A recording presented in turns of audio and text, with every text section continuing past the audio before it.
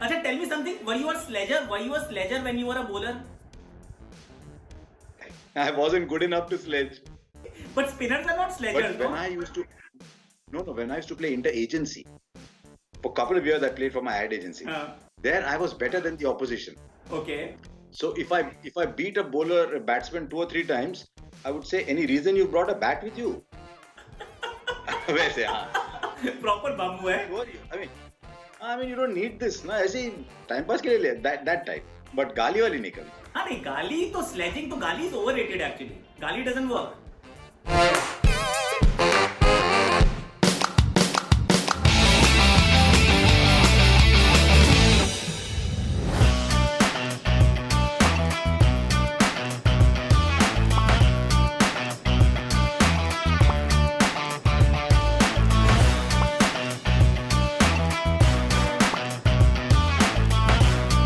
Thank you so much Harsha ji, आप यहाँ पर हैं. मुझे बड़ा हर्ष हो रहा है कि आप हमारे साथ हैं. मैं एक्चुअली वो आपको पहले पीछे ले जाना चाह रहा हूँ. बिल्कुल हैदराबाद में मियाँ ले चलो मुझे और बताओ कि Harsha Bhogle the young leg spinner, I mean cricketer बनना चाहते थे आप या कुछ और सोच थी कि हमेशा वो मतलब इंजीनियर बनना था या क्या करना था?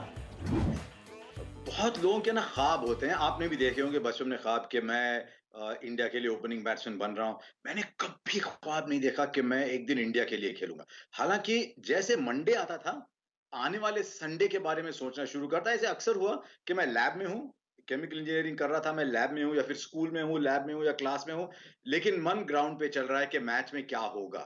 तो खेलने का बड़ा शौक, बहुत ज्यादा शौक. लेकिन 2-3 चीजें हुई. एक तो कभी कोच नहीं था, तो कभी कैसे इंप्रूव करें ये पता नहीं था. मैंने एक बार अरशद अयूब से कहा, मैं बोला, अरशद भाई बॉल टर्न नहीं हो रहा उतना. तो he just started laughing. He said, इतना तेज भाग के आने टाइम दो, मैं टर्न होने को. So I never had coach, so couldn't improve. But नहीं, कभी ख्वाहिश नहीं थी कि मैं इंडिया के लिए खेलूं, क्योंकि पता था कि मंजिल जरा ज्यादा दूर है. रियलिस्टिक था मैं शुरू से. लेकिन मजा बहुत आता था, बहुत. हैदराबाद में सीनियर डिवीजन बहुत अच्छी ऑर्गेनाइज होती थी. एक इंसेंटिव था, 20 रन अगर बनाओ तो पेपर में नाम आता, अगर 2 विकेटें लो तो पेपर में नाम आता. लोअर डिवीजन में पता नहीं आपके दिल्ली में होता था कि नहीं, लोअर डिवीजन में अगर आपने 18 बनाए हो और नंबर 11 ने एक और नंबर 10 ने एक बनाया हो, तो उसको यहाँ थोड़ा, एंड देन उनका एक निकाल दो, इनका एक निकाल दो, अपना 20 कर लो, पेपर स्कोर आ गया. ये थोड़ा बहुत होता था. ये मैंने वैसे हमारे यहाँ वो स्कूल की सिलेक्शन में होता था मालूम है. ऐसा एक हमारे कोच साहब कर देते थे कि यार ये 48 बनाए हैं, तेरे 5 रन की क्या वैल्यू है, इसके 53 कर दो, ये जो 5 पे आउट हुआ उसका 0 खत्म. तो वो ऐसे सिलेक्शन हुआ करते थे. बट देन सी, मैं जब बड़ा हो रहा था तो मैं आपको कमेंट्री करते हुए सुन रहा था, और सुनते हुए ना हमेशा एक बात आती थी कि यार हर्षा ना वो वाला सवाल पूछते हैं जो ना मैं सोच रहा हूँ, या मतलब जो एवरेज जो सोच रहा है कि यार ये मेरी वॉइस है, कि ये जो मेरे दिमाग की बात है ना ये पढ़ लेते हैं यार. तो relatability with Harsha Bhogle actually I think grew from there. That how that start, like कब वो शुरू हुई, कहाँ से शुरू हुई? वो पहली वो रेडियो कमेंट्री भी मुझे याद आ रही है कि आप वो जब मैदान के ऊपर ही थे, वो बैठ के कर रहे थे, एंड नीचे लोग बैठे हुए थे. कहाँ था ये, हैदराबाद में ही मैच था? फर्स्ट क्लास मैच था. हैदराबाद और सौराष्ट्र के भी तो रणजी नॉकआउट मैच था. और ना आकाश, बचपन में अगर आपको मुश्किल जगह पहुंचा दिया जाए, मुश्किल हालात में रखा जाए, तो आप सीखते ज्यादा हो, क्योंकि बचपन से गलतियां सब खत्म हो जाती है ना. तो वहां पे अगर आप गलती करो तो नीचे से ना गालियां आती थी. ऐसे हमारे हैदराबादी गाली तो मैं दे नहीं सकता यहाँ पे, लेकिन हमें हौले अंदा है कि हम यहाँ नीचे से आता था. लेकिन खुशकिस्मत मैं ये था कि मैं पहले रेडियो करता था, और रेडियो में गलती करना मुश्किल होता है, क्योंकि अगर आप बस लोगों को बताओ आपके सामने जो हो रहा है, तो गलती कैसे हो सकती है. तो जब मैंने पहली बार रेडियो कमेंट्री की, आकाश हैरत हो रही थी मेरे को. मेरे सारे सीनियर्स बैठे थे, कवर ड्राइव कट बन गई, outside off stump, outside leg stump बन गया, और मैं देख रहा हूँ ये हो क्या रहा है ये, क्योंकि टेलीविजन नहीं था उन दिनों. रेडियो कमेंटेटर महाराजा था, जो वो कहे वो सही. गेंद भले कहीं भी जाओ, जो मैं कहूँ वहां गई गेंद. तो उससे मुझे बहुत फायदा हुआ पहले. और अंदर ना, हमारे अंदर, तुम्हारे अंदर भी है, मेरे अंदर भी है, एक फैन होता है अंदर, जो फैन कभी मरता नहीं. और वो फैन की जब आप कपड़े पहन के मैदान में उतरते हो, तो आप फैन की तरह सवाल करते हो, फैन की तरह गेम को देखते हो, अरे अगर ऐसे हुआ तो, अगर ये ऐसे नहीं हुआ तो। और मैं कभी-कभी जो घर में मैच देखता हूँ, मैं फैन की तरह देखता हूँ मैच, और मैं इरेशनल बन जाता हूँ।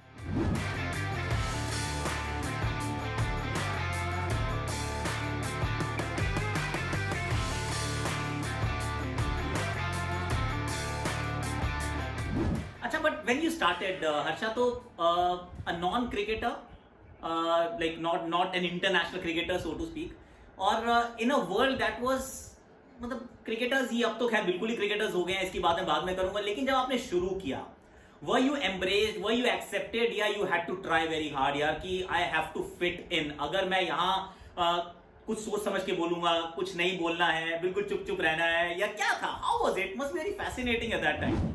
सी आई विल टेल यू, शुरुआत जो हुई ना वो दूरदर्शन पे हुई, और दूरदर्शन पे शुरुआत होने के कुछ फ़ायदे थे और कुछ नुकसान थे। फ़ायदा ये था कि लोगों को एक स्टैंडर्ड की आदत हो गई थी, और उस मुकाम तक पहुँचना मुश्किल नहीं था। तो कि अगर आपको 40% पास मार्क की आदत है, तो अगर कोई 50% स्कोर करता है तो बड़ा जीनियस लगता है। तो वो फ़ायदा था। बदकिस्मत ये थी कि बुरी आदतें लगती थी। तो लकीली मैंने उतना ही किया दूरदर्शन पे जितना लोगों के एक विज़न में आ जाऊँ, उसके बाद मैंने दूरदर्शन किया नहीं। और फ़ायदा मेरा हुआ कि बहुत पहले मैंने टीडब्ल्यूआई के साथ किया। मुझे याद है 93 की बात है, हीरो कप के पहले मैंने थोड़ा बहुत किया था, लेकिन रेडियो बहुत किया था। गैरी फ्रांसिस के साथ शायद आपने भी काम किया होगा। गैरी फ्रांसिस टीडब्ल्यूआई के प्रोड्यूसर थे उन दिनों। उन्होंने कहा कि मैं हीरो कप के लिए देख रहा हूँ कमेंटेटर्स। फ़ायदा ये था, संजय मांजरेकर अभी भी खेल रहे हैं। रवि शास्त्री अभी भी एक सीज़न रणजी ट्रॉफी कर रहे हैं। सिर्फ गावस्कर थे। ये एक बड़ा मुझे फ़ायदा हुआ कि जब मैं शुरू कर रहा था, तो प्लेयर्स कम थे। तो इसलिए कॉलर को मौका मिल गया। तो रवि आया 94 में, संजय आया शायद 97-98 में। तब तक मेरे 4-5 साल बन गए थे to establish myself as a presenter. So he said to me, you are now in a commentary box with Boycott. Let me tell you, he's difficult. How will you play? Literally like an interview. So मैंने कहा, I'll play in the V. I'll just play mid off to mid on. I'll play in the V. He can play the cut shots and the pull shots. I'll play in the V. And I'll be okay. और boycott के साथ एक था, आपको ना बड़ा careful रहना पड़ता था। मुझे याद है सहारा कप में एक बार मैंने ऐसे ही, वो लेग बिफोर अपील थी, और अंपायर ने नॉट आउट दिया, और मैंने कहा if the pad hadn't been in the way it had been hit the stumps. और बॉयकॉट ने कहा मुझे, isn't that what the LBW law is? मैंने कहा मर गए बेटे। तो मैंने कहा yes Jeffrey, but that is what the bowler thought but the umpire didn't. तो वो मेरी तरफ हंसने लगा। मैंने कहा बच गए लल्लू, यहाँ पे you have to be little careful. तो बट लकीली क्या हुआ, I worked in my initial years with Tony Kojiya, Michael holding. मुझे याद है जो लोग थे, वेरी नाइस पीपल। तो उन्होंने कभी ऐसा एहसास मुझे नहीं होने दिया कि बेटे तुम अलग लेवल पे हो। खास तौर से माइकल होल्डिंग, यार 94 में Michael holding, India West Indies की सीरीज थी यहाँ पे, और जो मोहाली में आखिरी टेस्ट हुई, यार जो मनोज शुभाकर गेंद लगी थी, सचिन ने 100 बनाए नागपुर में, और मुझे लगा यार माइकल होल्डिंग। तो दो चीजें हुई, एक तो मेरा टी शर्ट पहन के माइकल होल्डिंग ने एक पीस टू कैमरा किया, और मैंने कहा फास्ट बॉलर मेरा टी शर्ट। उसने कहा मैंने कभी एम से ज्यादा पहना नहीं, लेकिन कभी उसने ये नहीं मुझे फीलिंग दी कि मैं माइकल होल्डिंग हूँ और तुम बेटे सिर्फ ये हो। तो इन सब चीजों से कॉन्फिडेंस आता है। But when I became a presenter, I knew कि अब ये मेरा रोल बना है कि क्रिकेटरों के बीच कॉन्फिडेंस हो, लेकिन मैं प्रेजेंटर हूँ, यहाँ पे मेरा रोल बन सकता है। But maybe I underplayed too much, I don't no.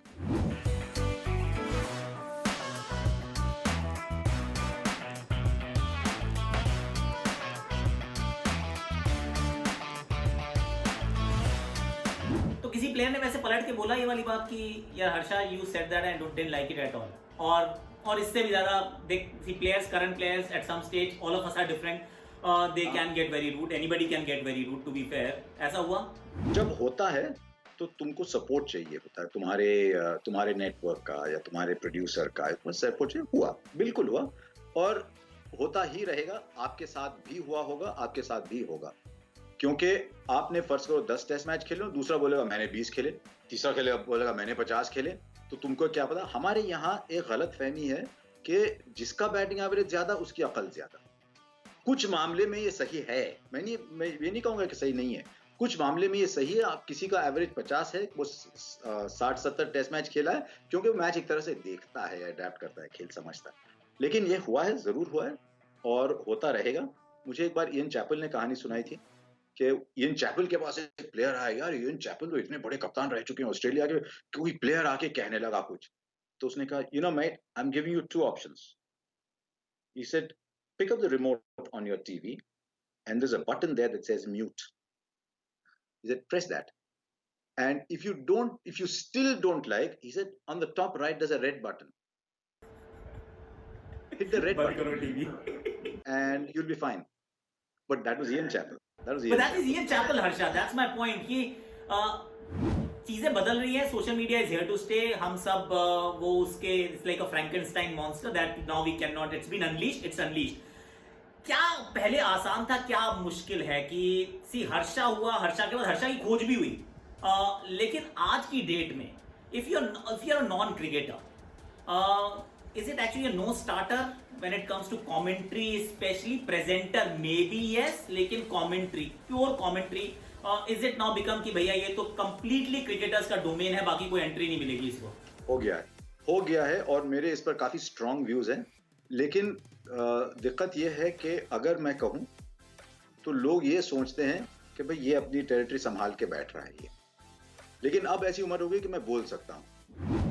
मुझे पहले से लगा है, आप जो बड़े बड़े टेनिस कमेंटेटर्स हुए हैं देखिए, जो बड़े क्रिकेट कमेंटेटर्स हुए हैं टेलीविजन ईरा के पहले, आर्लेट थे, मैगिलरे थे, जॉनस्टन थे, चार्ल्स फॉर्च्यून थे, हमारे आनंद सेटलवाड थे, डिकी रत्नाकर थे, ये सब कहानी सुनाने वाले थे, माहौल बना के सेट करते थे। टीवी में भी पहले ऐसे हुआ करता था।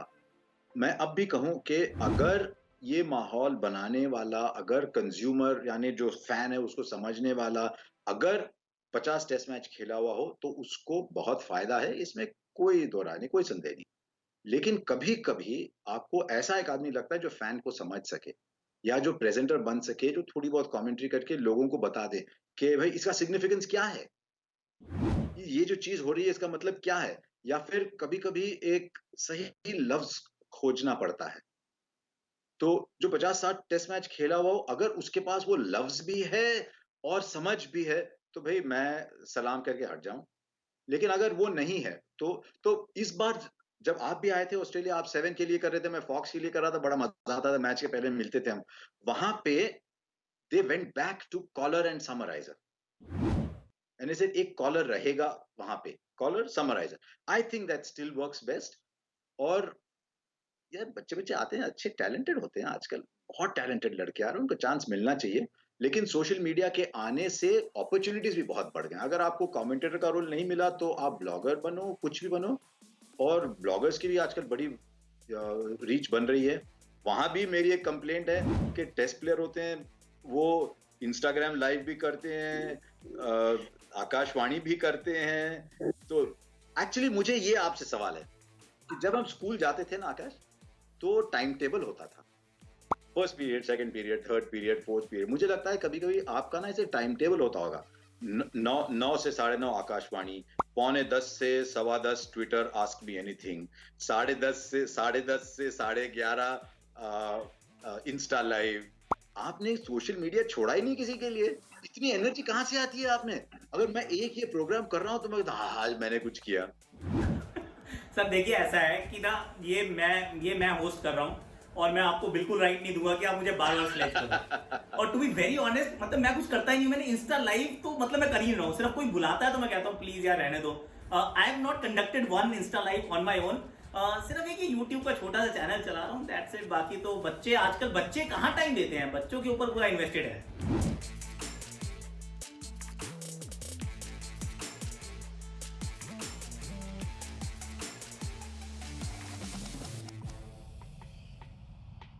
अच्छा हर्षा ये बताओ ना कि neutral accent, wonderful voice, how? क्योंकि मुझे पता है कि ये दोनों चीजें बहुत डिफिकल्ट है। I mean I was not an academician, पढ़ाई में ठीक ठाक था, बट देन आवाज की भी समस्या थी, वोकैबुलरी की समस्या है, ग्रामर की समस्या है। I mean how is it so perfect कि vocab, delivery, diction, neutral accent, how? कितनी मेहनत की आपने जो किसी ने नहीं देखी?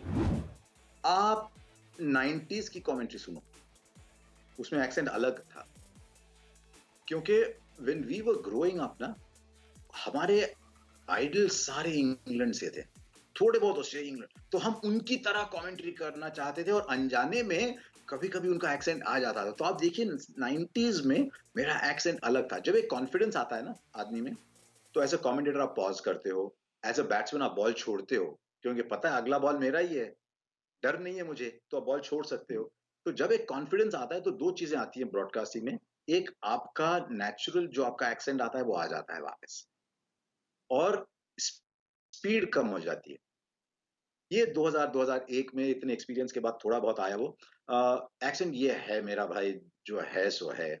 लेकिन आवाज़ का मुझे पता नहीं, जब मैं स्कूल में था, जब एक डिबेट कॉम्पिटिशन की सिलेक्शन हो रही थी, हमारे एक प्रिंसिपल ने गुड वॉइस लिखा। मैंने कहा मैं? मुझे अंदाज़ा नहीं था। लेकिन कुछ वॉइसेस होते हैं जिनको माइक पसंद करता है। माइक्रोफ़ोन ने मुझे पसंद किया, कैमरे ने उतना नहीं, माइक्रोफ़ोन ने मुझे ज़्यादा पसंद किया।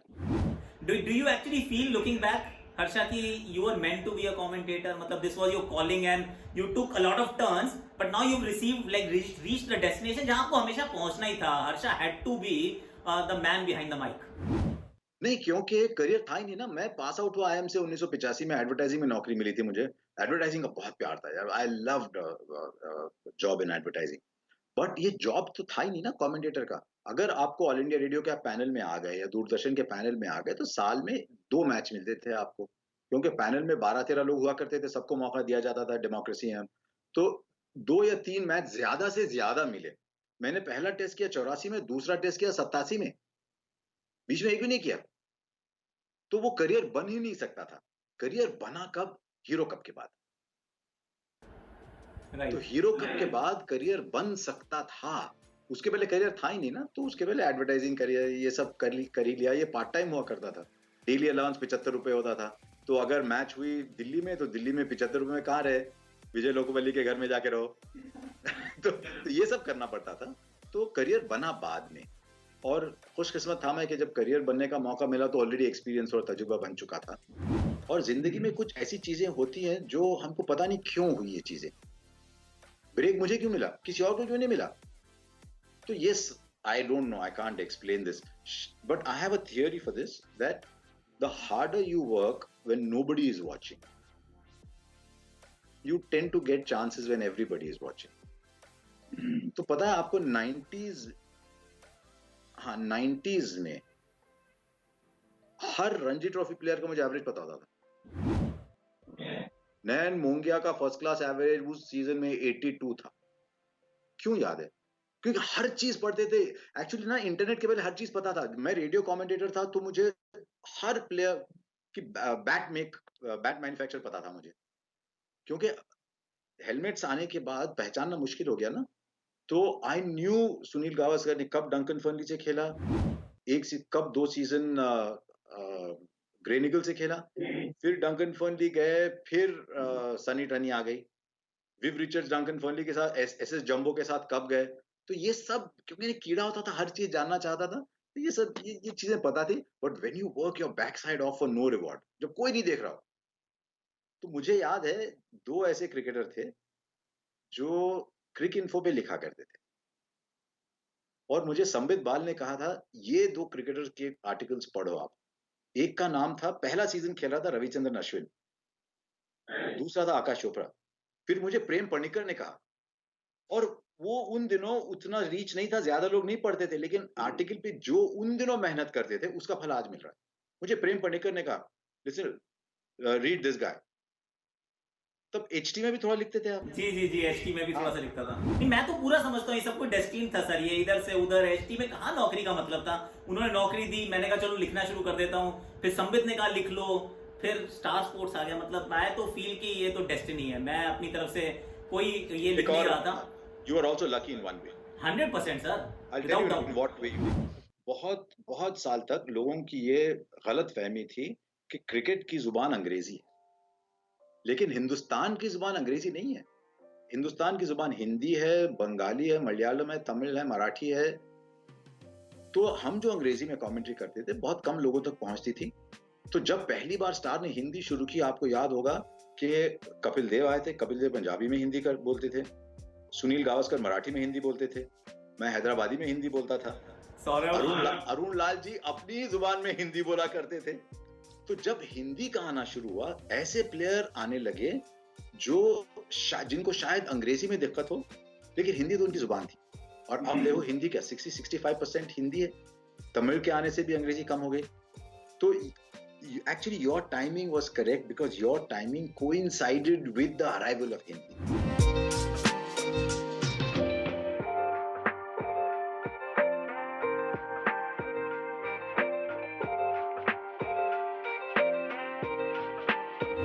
अच्छा ये बताओ कैसे एक्चुअली ब्रॉडकास्टिंग भी बदली है हर्षा की।